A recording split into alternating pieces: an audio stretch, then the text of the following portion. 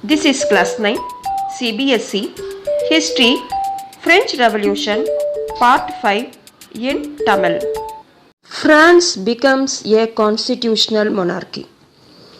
இப்போ France வந்து constitutional மொனார்க்கியாக ஆயிடுது. ஏன்னா இந்த நேஷ்னல் அசம்பிளி என்ன பண்ணுறாங்கன்னா ஒரு கான்ஸ்டிடியூஷன் வந்து ஃப்ரேம் பண்ணிடுறாங்க. இப்போ கான்ஸ்டிடியூஷனல் மொனார்க்கி அப்படின்னா என்ன அப்படின்னா அரசியலமைப்பு முடியாட்சி. அதாவது இப்போ அதுக்கு முன்னாடி வந்து மொனார்க் அதாவது கிங் மட்டும்தான் இருப்பார். அவர் சொல்கிறது தான் வந்து ஆர்டர்ஸ். அவர் என்ன சொல்கிறாரோ அதுதான் லா. கான்ஸ்டிடியூஷன்னு ஒன்று கிடையாது. இப்போ நேஷ்னல் அசம்பிளி என்ன பண்ணுறாங்க, கான்ஸ்டிடியூஷன்னு ஒன்று ஃப்ரேம் பண்ணிடுறாங்க. அப்போது அந்த மொனார்க் வந்து கான்ஸ்டிடியூஷன் கீழே வருவார். ஸோ இனிமே அந்த மொனார்க் வந்து கான்ஸ்டிடியூஷன் பிரகாரம் தான் அவங்க வந்து நடக்கணும். அதாவது மொனார்க்குடைய பவர்ஸ் வந்து ரெடியூஸ் ஆகிடுது. இனிமே கான்ஸ்டிடியூஷன் என்ன பண்ணும், அவரை வந்து கேள்வி கேட்கலாம். அதுவும் இல்லாமல் இந்த மொனார்க் இந்த கிங்கும் இந்த கான்ஸ்டிடியூஷனுக்கு அரசியலமைப்புக்கு உட்பட்டு தான் நடக்கணும். அதுதான் constitutional monarchy. The National Assembly completed the draft of the Constitution in 1791.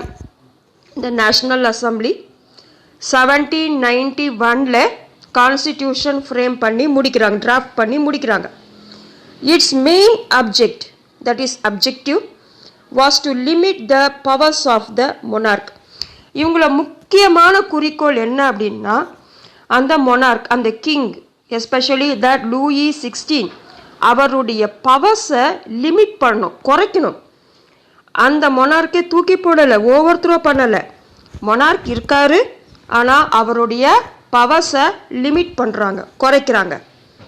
These powers instead of being concentrated in the hands of one person were now separated and assign to different institutions like the legislature, executive and judiciary.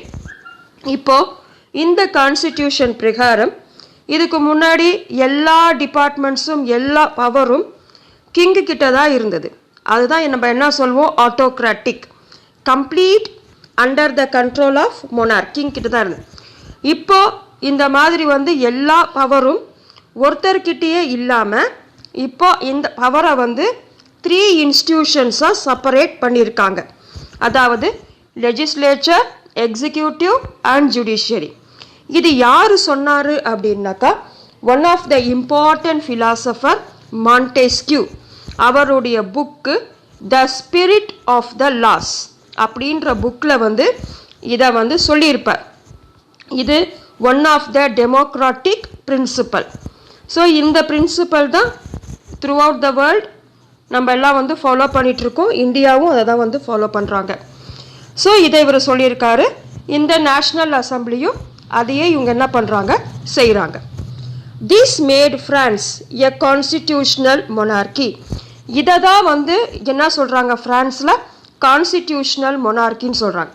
So constitution அப்படின்னா according to that இந்த law இந்த institutions இந்த கவர்மெண்ட்டுடைய powers என்ன ஆகுது, divide ஆகிடுது 3.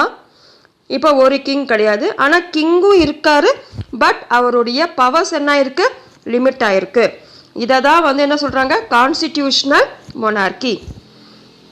Figure 7, that is picture 7, explains how the new political system work. இங்கே ஒரு picture கொடுத்துருக்காங்க. இந்த நேஷ்னல் அசம்பிளி இந்த ஃப்ரேம் பண்ண இந்த கான்ஸ்டிடியூஷன் இன் 1791ல் அது எப்படி வந்து ஒர்க் ஆகுது, எப்படி ஸ்ட்ரக்சர்டாக இருக்குன்னு பார்க்கலாம். நம்ம கீழே இருந்து மேலே போகலாம். கீழே பாருங்கள், இந்த ஃப்ரான்ஸுடைய ஜென்ரல் சிட்டிசன்ஸை 2வாக டிவைட் பண்ணியிருக்காங்க. ஒன்று ஆக்டிவ் சிட்டிசன்ஸ், இன்னொருத்தவங்க பாசிவ் சிட்டிசன்ஸ். இது ஏன் 2வாக டிவைட் பண்ணியிருக்காங்கன்னு பார்க்கலாம். இந்த ஆக்டிவ் சிட்டிசன்ஸ் அப்படின்றவங்க என்டைட்டில் டு ஓட், அதாவது ரைட் டு ஓட், அவங்களுக்கு ஓட்டுரிமை இருக்குது. about 4 million of a population of 28 million. இந்த டைமில் ஃப்ரான்ஸுடைய பாப்புலேஷன் எவ்வளோ இருக்குது? 28 மில்லியன் இருக்குது. இந்த 28 மில்லியன்லே வெறும் 4 மில்லியன் மட்டும்தான் ஆக்டிவ் சிட்டிசன்ஸ், அதாவது அவங்களுக்கு writing, that is right to vote, ஓட்டுரிமை இருக்குது. பாசிவ் சிட்டிசன்ஸ் பாருங்கள், நோ ஓட்டிங் ரைட்ஸ், இவங்களுக்கு ஓட்டிங் ரைட்ஸ் இல்லை. About 3 million men, women, children and youth below 25. அதாவது இந்த 3 மில்லியன் மென் இருக்காங்க, அப்புறம் விமன் இருக்காங்க, சில்ட்ரன் இருக்காங்க அண்ட் யூத் பிலோ 25 இருக்காங்க. ஸோ இவங்க எல்லாம் வந்து யார்? Passive citizens. இதை நம்ம டீட்டெயிலாக வந்து நெக்ஸ்ட் பேராகிராஃபில் பார்க்கலாம். இப்போ பாருங்கள், இந்த ஆக்டிவ் சிட்டிசன்ஸ் யாருக்கு ஓட்டுரிமை இருக்கோ, இப்போ இவங்களுக்கு ஓட்டுரிமை இல்லை. ஸோ இவங்க வந்து டினைன்ட். இப்போது அதாவது வந்து ஒரு கவர்மெண்ட் ஃபார்ம் பண்ணுறதுக்கு சில ரெப்ரசன்டேட்டிவ்ஸை எலெக்ட் பண்ணுறதுக்கு இந்த பாசிவ் சிட்டிசன்ஸுக்கு உரிமை இல்லை. இப்போ ஆக்டிவ் சிட்டிசன்ஸ்க்கு தான் ஓட்டிங் ரைட்ஸ் இருக்குது. இவங்க என்ன பண்ணுறாங்கன்னா, ஓட்டு போட்டு ஒரு 50,000 மென், ஏன்னா இங்கே விமனுக்கு மொத்தமாகவே ஓட்டிங் ரைட்ஸ் இல்லை, அதனால் 50,000 மென்னு எலெக்டர்ஸாக என்ன பண்ணுறாங்க? தேர்ந்தெடுக்கிறாங்க. இந்த எலெக்டர்ஸ் என்ன பண்ணுறாங்க? ஒன்ஸ் அகெயின் ஓட் பண்ணி இந்த நேஷ்னல் அசம்பிளி மெம்பர்ஸை எலெக்ட் பண்ணுறாங்க. அவங்க எத்தனை பேருன்னா டோட்டலாக 745 மெம்பர்ஸ். அப்போது ஆக்டிவ் சிட்டிசன்ஸ் இந்த நேஷ்னல் அசம்பிளி உடைய மெம்பர்ஸை டைரக்டாக எலெக்ட் பண்ணலை. இவங்க எப்படி எலெக்ட் பண்ணுறாங்க? இன்டைரக்ட்லி. இவங்க ஃபஸ்ட்டு எலெக்டர்ஸை எலெக்ட் பண்ணுவாங்க, அவங்க என்ன பண்ணுவாங்க? நேஷ்னல் அசம்பிளி மெம்பர்ஸை எலெக்ட் பண்ணுவாங்க. இப்போ எப்படி நம்ம இந்தியாவிலே பிரசிடெண்ட்டை வந்து எலெக்ட் பண்ணுறோம், பிரைம் மினிஸ்டரை தான் டைரக்டாக எலெக்ட் பண்ணுவோம், பிரசிடெண்ட்டை இன்டைரக்ட் எலெக்ட் தான் பண்ணுவோம். பிரைம் மினிஸ்டரை ஜென்ரல் பீப்புள் ஓட்டு போட்டு எலெக்ட் பண்ணுவாங்க. அதனால தான் அவருக்கு வந்து எல்லா விதமான பவர்ஸும் அதிகம் பிரசிடெண்ட்டை கம்பேர் பண்ணும்போது. ஏன்னா பிரசிடெண்ட் வந்து இந்த எல்லா ஸ்டேட்டில் இருக்கக்கூடிய சீஃப் மினிஸ்டர்ஸ், எம்பிஸ், எம்எல்ஏஸ் இவங்கெல்லாம் சேர்ந்து தான் என்ன பண்ணுவாங்க? ஓட் பண்ணி எலெக்ட் பண்ணுவாங்க. இப்போ இந்த கவர்மெண்ட் இன்ஸ்டிடியூஷன் பாருங்கள், 3 டிவைட் ஆயிருக்கு: லெஜிஸ்லேச்சர், எக்ஸிக்யூட்டிவ், ஜுடிஷியரி. ஸோ இந்த ஆக்டிவ் சிட்டிசன்ஸ் இன்டைரக்டாக எலெக்ட் பண்ணுறவங்க, அதாவது த்ரூ த எலெக்டர்ஸ் மூலிமா எலெக்ட் பண்ணுற இந்த 745 மெம்பர்ஸ் தான் நேஷ்னல் அசம்பிளியுடைய ரெப்ரசன்டேட்டிவ்ஸ். இவங்க தான் லெஜிஸ்லேச்சர், இவங்க தான் வந்து லா மேக்கிங் பாடி. இவங்க தான் என்ன பண்ணுவாங்க? சட்டங்கள் எல்லாம் இயற்றுவாங்க.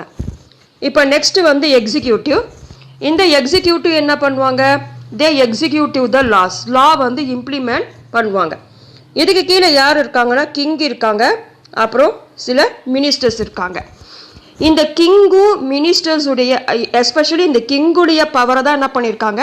லிமிட் பண்ணியிருக்காங்க. எந்த விதத்துலன்னா, இதுக்கு முன்னாடி இந்த கிங்கை யாரும் கேள்வி கேட்க முடியாது, அவரை யாரும் கண்ட்ரோல் பண்ண முடியாது. இப்போ இந்த லெஜிஸ்லேச்சர் மெம்பர்ஸ் இந்த கிங்கே கண்ட்ரோல் பண்ணலாம் த்ரூ த கான்ஸ்டிடியூஷன். அதே மாதிரி மினிஸ்டர்ஸையும் என்ன பண்ணலாம்? கண்ட்ரோல் பண்ணலாம் through the constitution. Next judiciary. இந்த ஜுடிஷியரியை மட்டும் இந்த ஆக்டிவ் சிட்டிசன்ஸ் என்ன பண்ணுறாங்க? டைரக்டாக ஓட்டு பண்ணி இந்த ஜட்ஜஸ் எல்லாம் என்ன பண்ணுறாங்க? எலெக்ட் பண்ணுறாங்க.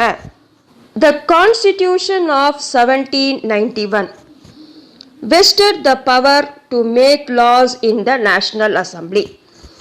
ஸோ நேஷ்னல் அசம்பிளிக்கு தான் வந்து எல்லா விதமான பவரும் இருக்குது. டு மேக் த லாஸ், முக்கியமாக to make the loss.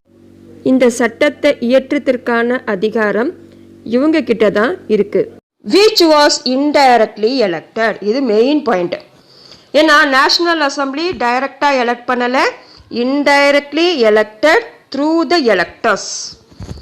That is, the citizens voted for a group of electors who in turn choose the assembly. Not all citizens however had the right to vote. So ஃப்ரான்ஸில் இருக்கக்கூடிய எல்லா சிட்டிசன்ஸுக்கும் ஓட்டுரிமை இல்லை. Only மென், யாருக்கு ஓட்டுரிமை இருக்குன்னு பார்க்கலாம். Only மென், அவர் மென்னாக இருக்கணும்.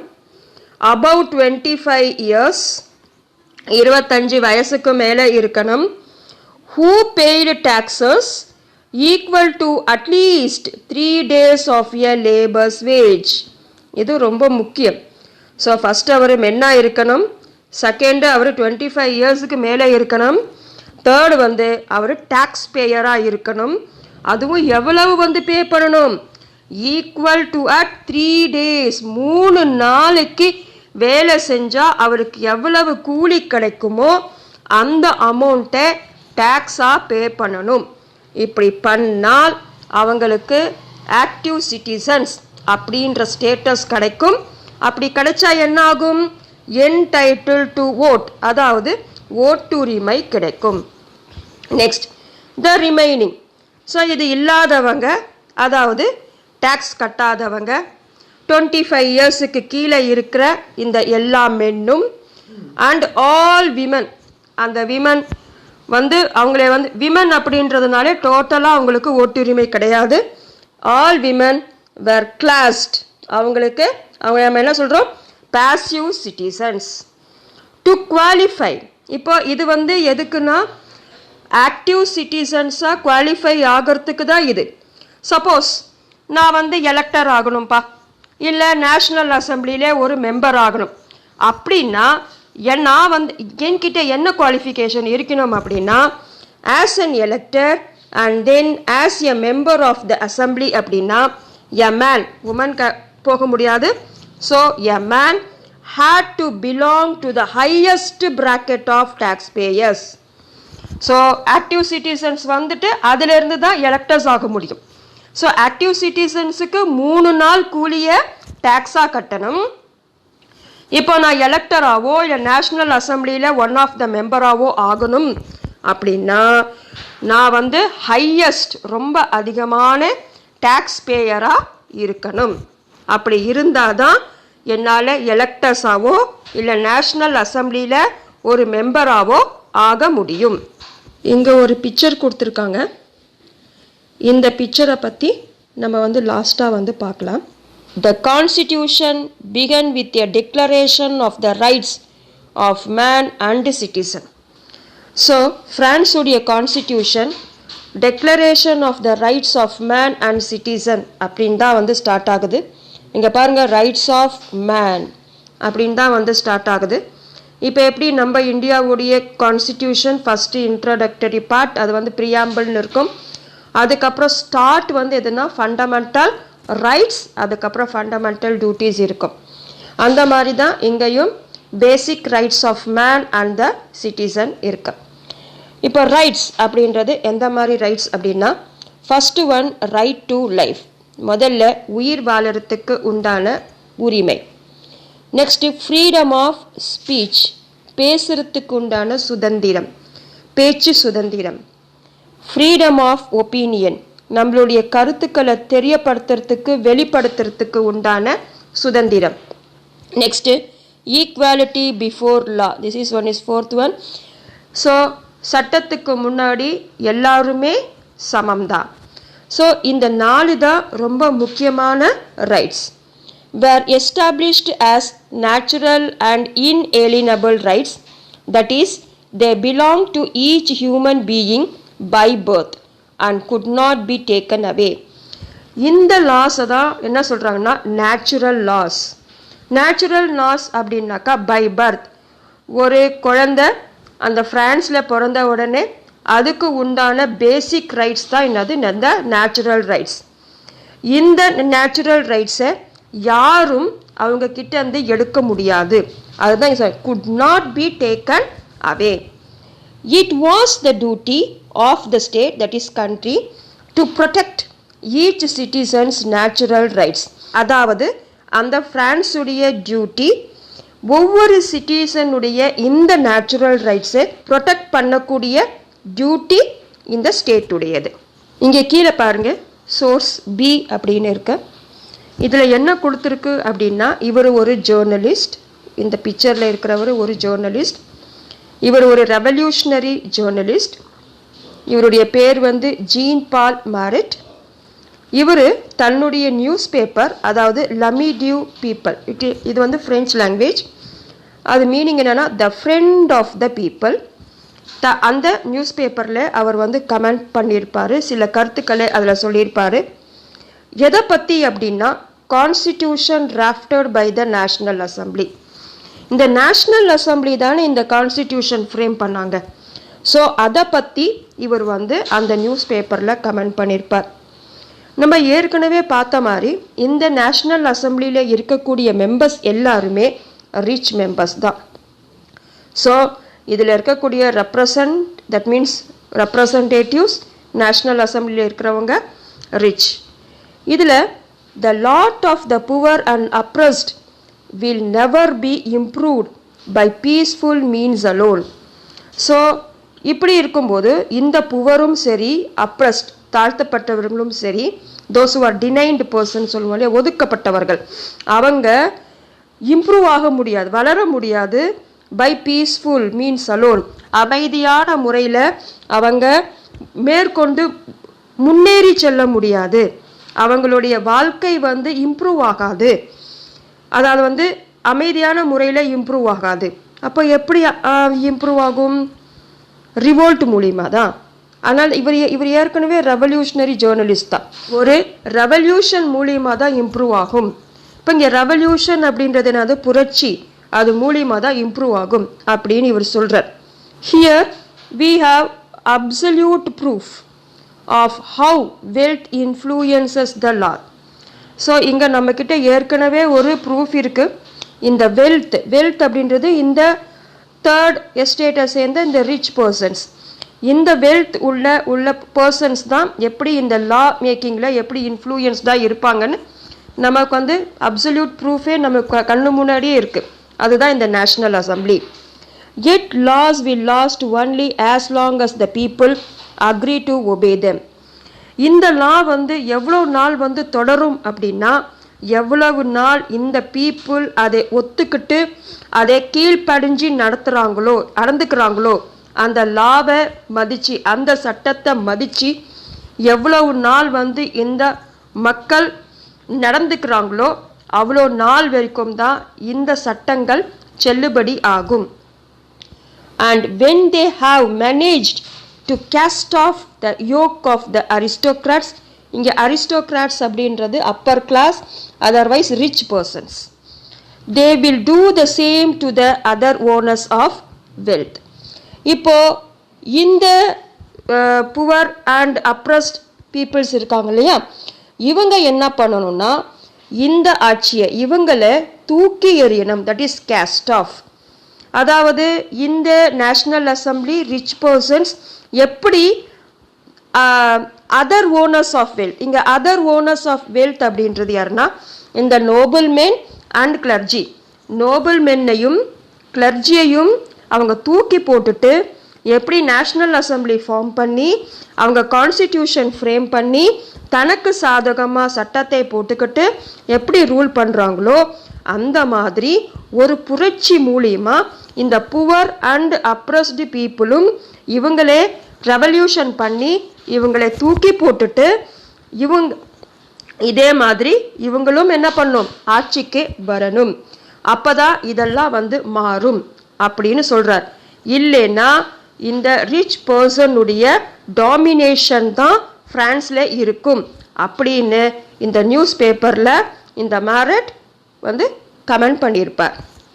சோர்சி, இந்த சோர்சியில் வந்து இந்த declaration of rights of man and citizen இதை வந்து பாயிண்ட் வைஸாக கொடுத்துருக்காங்க, நம்ம பார்க்கலாம். Men are born and remain free and equal in rights. So இந்த ஃப்ரான்ஸில் யாரெல்லாம் பிறக்கிறாங்களோ அவங்களுக்கு எல்லாருக்குமே என்ன இருக்குது, ஃப்ரீடம் இருக்குது, அதுவும் இல்லாமல் ஈக்குவல் ரைட்ஸ் இருக்குது. அதாவது by birth they have all the natural rights. Next, the aim of every political association is the preservation of the natural and inalienable rights of man. So எல்லா பொலிட்டிக்கல் அசோசியேஷனுடைய முக்கிய குறிக்கோளாக என்ன இருக்கணும் அப்படின்னா, ஒவ்வொரு சிட்டிசனுடைய natural and inalienable rights of மேனை ப்ரிசர்வ் பண்ணணும், ப்ரொடெக்ட் பண்ணணும், பாதுகாக்கணும். தீஸ் ஆர், அது என்னென்ன நேச்சுரல் ரைட்ஸ்னால் liberty, freedom, property, security and resistance to oppression. யாரும் தாழ்த்தக்கூடாது. So resistance to oppression. Next, the source of all sovereignty resides in the nation. So எல்லா விதமான அதிகாரம், அதாவது இறையாண்மை, sovereignty அப்படின்னா இறையாண்மை, resides in the nation. So நேஷனில் தான் அது இருக்கும். அதாவது is the right of your government, that is supreme power to have complete control. இதுதான் நம்ம வந்து sovereigntyன்னு சொல்வோம். அதான் அதிகாரம், கம்ப்ளீட் அதிகாரம், அந்த கண்ட்ரியை ரூல் பண்ணக்கூடிய அதிகாரம் அந்த கண்ட்ரிக்கு தான் வந்து இருக்கு. No group or individual may exercise authority that does not come from the people. அதாவது மக்கள் ஓட்டு போட்டு தேர்ந்தெடுக்காத குரூப்போ இண்டிவிஜுவல் பர்சனோ அந்த கண்ட்ரியை ரூல் பண்ண முடியாது. Liberty consist of the power to do whatever is not injurious to others. Liberty அப்படின்னா என்னது? ஃப்ரீடம். அந்த ஃப்ரீடம் எல்லாருக்குமே இருக்குது. நீங்கள் என்ன வேணாலும் பண்ணலாம், ஆனால் அடுத்தவங்களுக்கு காயப்படாத அளவுக்கு, காயம் ஏற்படாத விஷயங்களே நம்ம வந்து பண்ணுறதுக்கு உண்டான ஃப்ரீடம். ஆனால் அடுத்தவங்களே ஹர்ட் பண்ணக்கூடாது. அதுதான் வந்து இந்த point. Next one, the law has the right to forbid only actions that are injurious to society. இந்த law வந்து has the right to forbid. Right to forbid na right to not allow only actions that are injurious to society. இந்த சட்டம் யாரையும் allow பண்ணாது. அவங்க யாருக்காவது காயம் ஏற்படுத்த, இந்த சொசைட்டியில் யாருக்காவது வந்து ஹர்ட் பண்ணுற மாதிரியோ, காயம் ஏற்படுத்துகிற மாதிரியோ எந்த விதமான ஆக்ஷன்ஸையும், எந்த விதமான செயல்களையும் இந்த சட்டம் அனுமதிக்காது. அதுதான் இந்த அர்த்தம். Law is the expression of the general will. All citizens have the right to participate in its formation, personally or through their representatives. All citizens are equal before it. இந்த லா வந்து எக்ஸ்பிரஸ் பண்ணுறது வந்து இது வந்து எல்லாருக்கும் உதமான ஒரு ஜென்ரல் வில். அவங்களுடைய உரிமைகள் அவங்க வந்து விருப்பப்படுறது. All citizens have the right to participate in its formation. So இந்த சட்டம் உருவாக்கும் போது, இயற்றப்படும் போது, ஸோ அவங்களுக்கு வந்து இந்த எல்லா சிட்டிசன்ஸுக்கும், எல்லா குடிமக்களுக்கும் உரிமை இருக்குது அதில் பார்ட்டிசிபேட் பண்ணுறதுக்கு.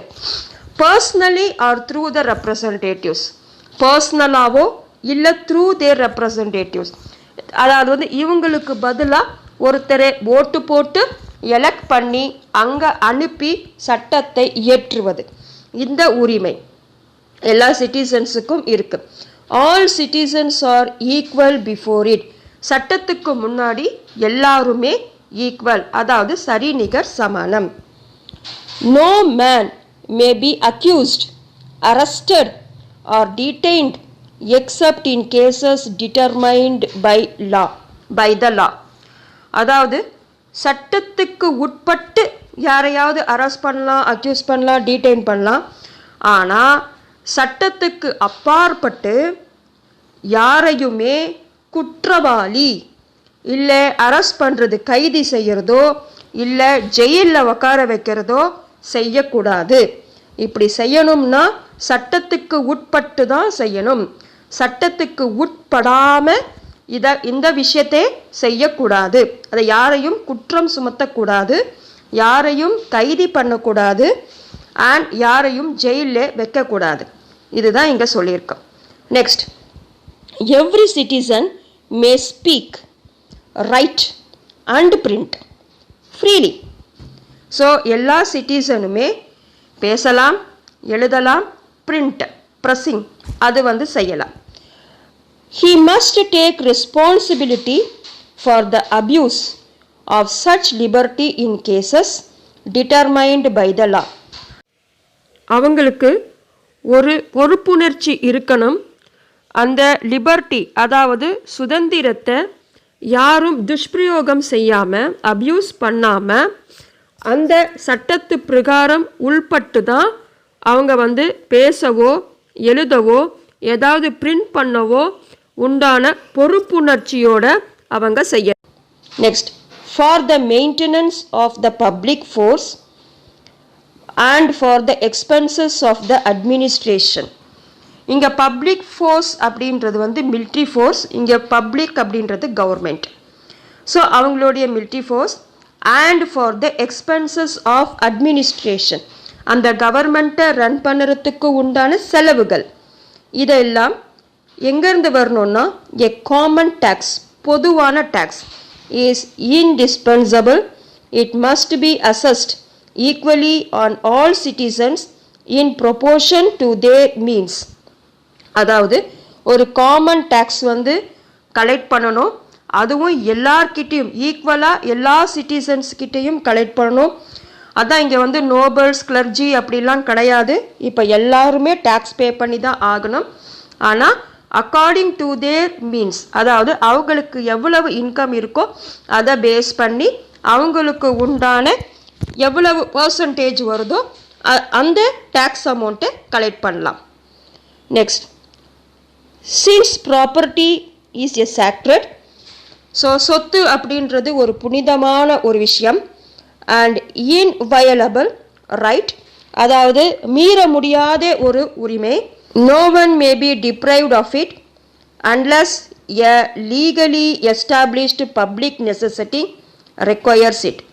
யாரையும் இதை வந்து இந்த சொத்தை வாங்க முடியாது, அதாவது அபகரிக்க முடியாது. அன்லஸ் எ லீகல் எஸ்டாப்ளிஷ்ட் பப்ளிக் நெசசிட்டி, அதாவது கவர்மெண்ட்டுக்கு தேவைப்பட்டால் அப்போ லீகலாக அவங்க கிட்ட இருந்து வாங்கலாம். ஆனால் வாங்கிறதுக்கு முன்னாடி in that case a just compensation must be given in advance, அதாவது அந்த அந்த சொத்துக்கு உண்டான ஒரு அமௌண்ட், காம்பன்சேஷன் அமௌண்ட் வந்து அவங்களுக்கு கொடுத்துட்டு அதுக்கப்புறம் தான் என்ன பண்ணணும், அவங்களுடைய சொத்து வாங்கணும். யார்? கவர்மெண்ட். ஏதாவது இம்ப்ரூவ்மெண்ட், ஏதாவது ரோட்ஸோ பில்டிங்ஸோ வந்து கட்டணும் அப்படின்னா தேவைப்பட்டால், கவர்மெண்ட்டுக்கு தேவைப்பட்டால் லீகலாக அவங்க கிட்ட இருந்து வாங்கணும். அப்படின்னா காம்பன்சேஷன் முன்னாடியே கொடுத்துட்டு அவங்க கிட்ட இருந்து வாங்கலாம். அப்படி இல்லாமல் ஒருத்தருடைய ப்ராப்பர்ட்டியை யாரும் அபகரிக்க முடியாது. இதுதான் வந்து இங்கே declaration of rights of man and citizen. இப்போ இந்த பிக்சரை நல்லா அப்சர்வ் பண்ணி பாருங்க. இந்த பிக்சர் வந்து the declaration of the rights of man and citizen painted by the artist. இது வந்து ஒரு பெயிண்ட்டு. யார் பெயிண்ட் பண்ணாங்கன்னா Le Barbier. In 1790 the figure on the right represents France. The figure of the left symbolizes the law. So இது வந்து லாவை வந்து symbolise பண்ணுறாங்க. இந்த பிக்சர் வந்துட்டு ஃப்ரான்ஸை வந்து, அதாவது கண்ட்ரியை வந்து ரெப்ரசன்ட் பண்ணுறாங்க. இந்த பிக்சர் வந்து கண்ட்ரியை ரெப்ரசன்ட் பண்ணுறாங்க. இந்த விங்டு பிக்சர் இருக்கு இல்லையா, அது வந்து என்னது, லாவை வந்து சிம்பலைஸ் பண்ணுறது. இதில் நீங்கள் எல்லாத்தையுமே அப்சர்வ் பண்ணுங்க, எதுக்குன்னு தனிப்பட்ட முறையில் மீனிங் இருக்குது. அதை வந்து இப்போ நம்ம வந்து பார்க்கலாம். ஃபஸ்ட்டு இங்கே பாருங்கள், ஒரு ட்ரையாங்கிள் இருக்குது, அதுக்குள்ளே ஒரு கண் இருக்குது. சைடில் வந்து சுற்றியும் ஒரு ஒளிவட்டம் மாதிரி வந்து தெரியுது, ஒரு சன்ஷைன் மாதிரி இருக்குது பாருங்கள். நெக்ஸ்ட்டு இங்கே பாருங்கள், இவங்க கையில் ஒரு செங்கோல் வச்சுருக்காங்க. நெக்ஸ்ட் இங்கே வந்து ஒரு பண்டில்டு ராட் இருக்குது. இந்த பண்டில்டு ராடில் இங்கே ஒரு ரோப் மாதிரி சுற்றி இருக்குது. அது நம்ம வந்து தனிப்பட்ட முறையில் பிக்சரில் கிளியராக பார்க்கலாம். அப்புறம் இங்கே சென்டரில் ஒரு ஏரோ இருக்குது. அதுக்கப்புறம் வந்து இதுக்கு மேலே ஒரு தொப்பி ஒன்று, கேப்பை இங்கே வந்து பின் பண்ணி வச்சுருக்காங்க, குத்தி வச்சுருக்காங்க. நெக்ஸ்ட் இங்கே பாருங்கள் ஒரு ஸ்னேக்கு. அந்த ஸ்னேக் வந்து தன்னுடைய வாலை தானே கடிச்சிட்டு இருக்கிற மாதிரி இருக்கு. ஸோ ஒரு ரிங் மாதிரி இருக்கு. அதுக்கப்புறம் இந்த ஃப்ரான்ஸ்னு சொன்னோம் இல்லையா ரெப்ரசன்ட் பண்ணுறது. ஸோ இந்த அம்மா கையில் பாருங்கள் ஒரு உடைப்பட்ட ஒரு ஆங்க்லெட் கை விலங்கு வந்து இருக்கு. நம்ம இங்கே சோர்ஸ் சீல பார்த்துருக்கோம் இல்லையா, இந்த ஒரு rights of man and citizen அது இங்கே ஃப்ரெஞ்சு லாங்குவேஜில் இங்கே வந்து எழுதியிருக்கு. இதை வந்து நம்ம டேப்லெட்டுன்னு சொல்லுவோம். இதை வந்து இங்கே எழுதியிருக்கு. இதை நம்ம வந்து தனித்தனியாக இப்போ வந்து பார்க்கலாம். Reading political symbols. The majority of men and women in the 18th century could not read or write. So 18th century la majority men and women எழுத படிக்க தெரியாது. So images and symbols were frequently used instead of printed words to communicate important ideas. ஒரு கண்ட்ரியுடைய important symbols இதெல்லாம் வந்து எழுத படிக்க தெரியாதவங்களுக்கும் தெரியப்படுத்தணும். அதனால தான் இவங்க என்ன பண்ணுறாங்கன்னா இந்த இமேஜஸையும் அண்ட் சிம்பிள்ஸையும் இவங்க யூஸ் பண்ணியிருக்காங்க. The painting by Le Barbier figure 8 தட்டா முன்னாடி நம்ம ஒரு பிக்சர் பார்த்தோம் இல்லையா, அதுதான் uses many such symbols to convey the content of the Declaration of Rights. Let us try to read these symbols.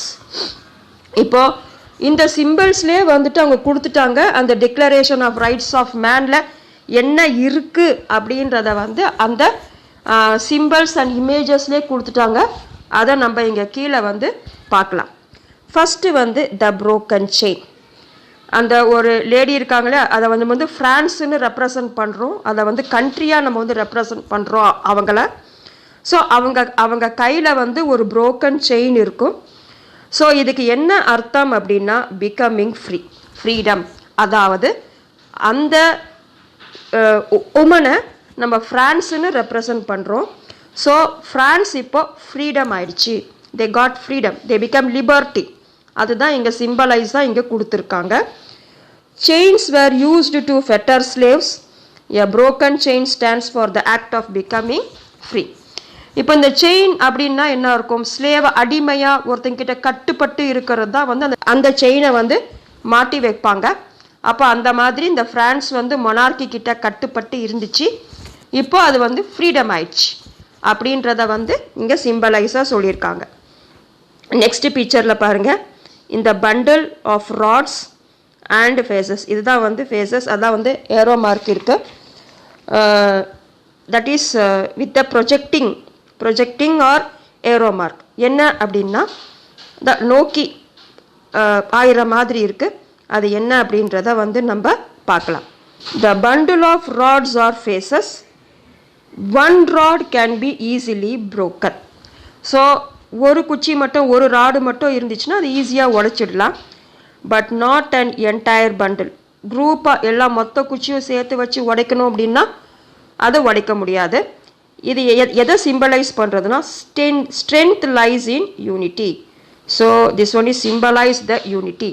So எல்லாரும் ஒத்துமையாக இருக்கணும். நான் ஒரு ரோப் வச்சு கட்டியிருக்காங்கன்னு சொன்னேன். அந்த ரோப் பாருங்கள், ஃப்ரான்ஸுடைய ஃப்ளாக். ஸோ இதுதான் வந்து எல்லாரும் சேர்த்து எல்லாருமே என்ன பண்ணுறாங்க, ஒரு ஏரோவா ஷார்ப்பாக ஒற்றுமையாக அவங்க இருக்காங்க அப்படின்றத இங்கே சிம்பலைஸாக சொல்லியிருக்கு. ஃபஸ்ட்டு மேலே பார்த்தோம் இல்லையா, அந்த பிக்சரில் ஒரு ட்ரையாங்கிள்குள்ளே ஒரு கண் இருக்குது. அந்த கண்ணை சுற்றி ஒளிவட்டம் இருக்குது அப்படின்னு ஒரு சன் ரேஸ் மாதிரி இருக்குதுன்னு சொன்னோம் இல்லையா, அது பாருங்கள். The eye within a triangle radiating light. The all seeing eye stands for knowledge. So இந்த கண்ணு வந்து எதை சிம்பலைஸ் பண்ணுதுன்னா நாலேஜ், எல்லாத்தையும் பார்க்கக்கூடிய ஒரு நாலேஜ், கம்ப்ளீட் நாலேஜ், அறிவுத்தன்மை, நாலேஜ் ஃபுல்லாக. The rays of the sun will drive away the clouds of ignorance. இந்த புகை மண்டலத்தை கம்ப்ளீட்டாக இந்த ஸ்கையுடைய அந்த அந்த அந்த ஸ்கையில் வந்து சன் ரேஸ் வந்துச்சுன்னா எப்படி இருக்கும், அதை க்ளவுட்ஸ் எல்லாம் போயிட்டு அப்படியே கிளியர் ஸ்கைராக தெளிவாயிடும் இல்லையா, அந்த மாதிரி தான் இந்த நாலேஜ். நெக்ஸ்ட் ஒன், இது வந்து செப்டியர்னாக்கா செங்கோல். இது வந்து symbol of royal power. So இது ராயல் பவர். ஏன்னா இது நேஷ்னல் அசம்பிளி, அவங்க மொனார்கியை கம்ப்ளீட்டாக தூக்கி போடலை, they limit the monarchial powers. So அதனால் இதையும் வச்சுருக்காங்க, symbol of royal power. Next one பாருங்க, ஒரு ஸ்னேக்கு. இந்த ஸ்னேக் வந்து என்ன பண்ணிட்டு இருக்கு, பைட்டிங் இட்ஸ் ஓன் டெய்ல், தன்னுடைய வாலை தானே கடிச்சிட்டு ஒரு ஒரு ரிங்கு மாதிரி இருக்குது, ஒரு சைக்கிள் மாதிரி இருக்குது, அதான் இங்கே கொடுத்துருக்காங்க. The snake biting its tail to form a ring. இது எதை சிம்பிள் பண்ணுதுன்னா, symbol of eternity. That means நிரந்தரம். இதில் ஒரு ஆரம்பமும் இல்லை, ஒரு முடிவும் இல்லை. எப்பவுமே ஒரு ரிங்கில் ஆரம்பமும் இருக்காது, முடிவும் இருக்காது. It's a continuous process. A ring has neither beginning nor end. So நம்ம ஃபஸ்ட்டே பார்த்த மாதிரி இந்த red colour cap, this one is red Phrygian cap. இந்த cap worn by a slave upon becoming free. அதாவது முன்னாடி ஸ்லேவாக இருந்தவங்க இப்போ பாருங்கள், எங்களுக்கு லிபர்ட்டி, எங்களுக்கு வந்து ஃப்ரீடம் கிடச்சிருச்சு, நாங்கள் வந்து ஃப்ரீ ஆகிட்டோம் அப்படின்னு சிம்பாலிக்காக சொல்கிறதுக்காக தான் இந்த கேப்பு. இந்த கேப் வந்து ரொம்பவே இம்பார்ட்டண்ட் ஃப்ரான்ஸில், அதுவும் எஸ்பெஷலி ஆஃப்டர் ரெவல்யூஷன். அதாவது நாங்கள் முன்னாடி ஸ்லேவாக இருந்தோம், இப்போ நாங்கள் வந்து ஆஃப்டர் ரெவல்யூஷன் ஃப்ரீடம் ஆகிட்டோம், ஃப்ரீ ஆகிட்டோம் அப்படின்னு சொல்லி எல்லாருமே இந்த கேப்பை வந்து போட்டுப்பாங்க. Next one, blue white red, the national colours of France. நம்ம ஏற்கனவே பார்த்த மாதிரி இவங்கள ஃப்ரான்ஸ், அதாவது ஒரு கண்ட்ரியை ரெப்ரசன்ட் பண்ணுறோம் through the figure of woman. இப்போ எப்படி நம்ம இந்தியாவை வந்து பாரத மாதா அப்படின்னு வந்து ப்ரிஸ்கிரைப் பண்ணுறோமோ அந்த மாதிரி தான் இங்கேயும் இவங்க வந்து ப்ரிஸ்கிரைப் பண்ணுறாங்க ஒரு உமனை. இந்த ஃப்ரான்ஸ் தான் வந்து இந்த ட்ரை கலர் ஃப்ளாகை வந்து சொல்கிறாங்க. அதுதான் வந்து ஃப்ரான்ஸுடைய ஃப்ளாக் கலர் வந்து ப்ளூ ஒயிட் அண்ட் ரெட். இங்கே ப்ளூ இருக்குது, ரெட் இருக்குது, ஒயிட் பாருங்கள். அவங்களுடைய டாப்ஸில் இருக்கக்கூடிய அந்த ஹேண்டில் இருக்கக்கூடிய பார்டர் பாருங்கள், அது வந்து white. So it's represent the national colours, அதாவது national flag of France. So இந்த ஃப்ரான்ஸு இப்போது இந்த செயின் உடஞ்சி அவங்க ஃப்ரீ ஆயிட்டாங்க. அதாவது France got, that means France became free. Next பாருங்கள், the winged woman. This one is personification of the law. இங்கே விங்டு இருக்குது, ஒரு பேர்டு விங்ஸ் இருக்குது. இந்த பேர்டுக்கு உமனுடைய ஃபிகர், அதாவது வந்து ஒரு ஹியூமனுடைய ஃபிகர் அங்கே வச்சுருக்காங்க. இதை தான் நம்ம வந்து எர்சனிஃபிகேஷன் அப்படின்னு சொல்வோம். This one is of the law. அதாவது இங்கே பாருங்கள், இவங்க கை பாருங்கள் கீழ் நோக்கி காட்டுது. ஏன்னா இவங்களுக்கு கீழே தான் இந்த டேப்லெட் வந்து இருக்கும். பிக்சரில் பார்த்தீங்கன்னா உங்களுக்கு தெரியும் ஃபிகர் 8ல். ஸோ இது வந்து கம்ப்ளீட்டாக அங்கே வந்து இருக்கும். ஸோ இவங்க வந்து அதை வந்து சுட்டி காட்டுறாங்க. அதாவது வந்து லா பிரகாரம் தான் எல்லாமே, இந்த லா தான் வந்து பேசிக் லா அப்படின்ற மாதிரி ஆற்ற மாதிரி இருக்கும். அதுதான் இது winged woman. Next, the law tablet. The law is the same for all, எல்லாருக்கும் ஒரே லா தான். And all are equal before it, இந்த சட்டத்துக்கு முன்னாடி எல்லாருமே ஈக்குவல். இது வந்து ஃப்ரெஞ்ச் லாங்குவேஜில் எழுதியிருக்கும். நம்ம வந்து இங்கிலீஷில் இந்த சோர்ஸில் நம்ம என்ன வந்து படித்தோமோ அதுதான் வந்து இங்கே எழுதியிருக்கும். நம்மளுடைய நெக்ஸ்ட் வீடியோவில் subtopic 3, France abolishes monarchy and becomes a republic, இந்த டாப்பிக்கை பற்றி பார்க்கலாம். Until then, thank you.